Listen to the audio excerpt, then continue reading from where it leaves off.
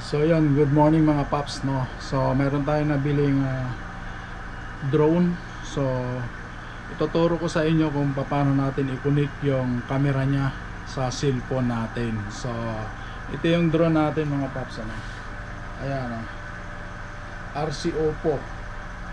Okay, so 4K, may camera dito, saka may camera na rin dito. So ayan. Okay, so ikukunik natin sa cellphone natin.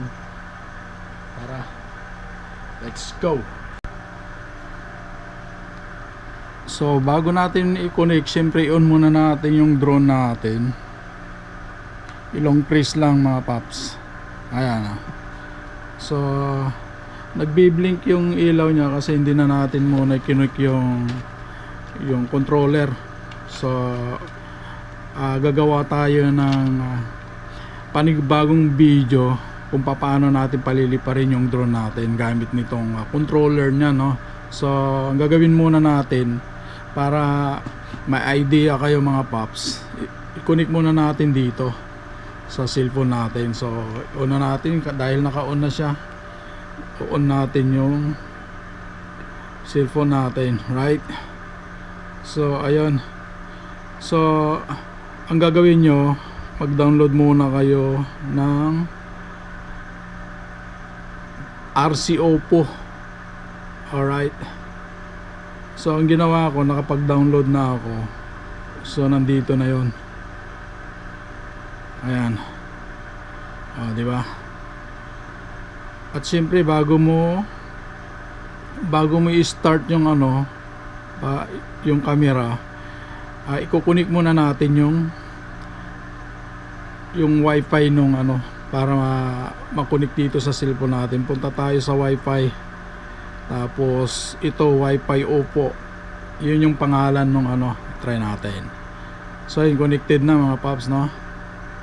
Ngayon pupunta na tayo sa dinownload natin kanina sa Play Store, RC Oppo. Ito yun.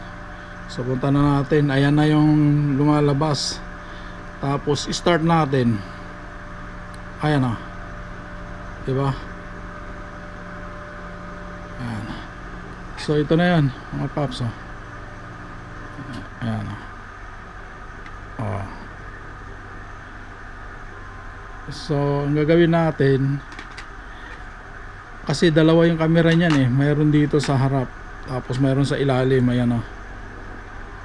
Ang gagawin natin, isi-switch natin para doon sa baba yung ating ito lang ang isi-switch niya, no. 'Di ba? So pindutin natin yung switch para yung nasa baba yung camera niya. Ayan. So iangat natin, Ayan, 'di ba? Nakikita niyo. Medyo malabo lang yung camera niya kasi mumurahin lang 'to mga paps. So binili ko lang 'to para mag-aral mag-drone. Saka na tayo bibili ng mamahalin pagka nagkaipon na tayo, right? So i-switch na lang ulit natin para yung harap, diba? Medyo madilim kasi dito mga paps, no. Ayan,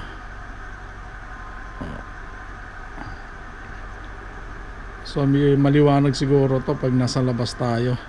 Okay, so ang gagawin natin sa susunod na video natin mga paps ko, kung paano natin paliparin gamit ang controller nya, tapos yung camera.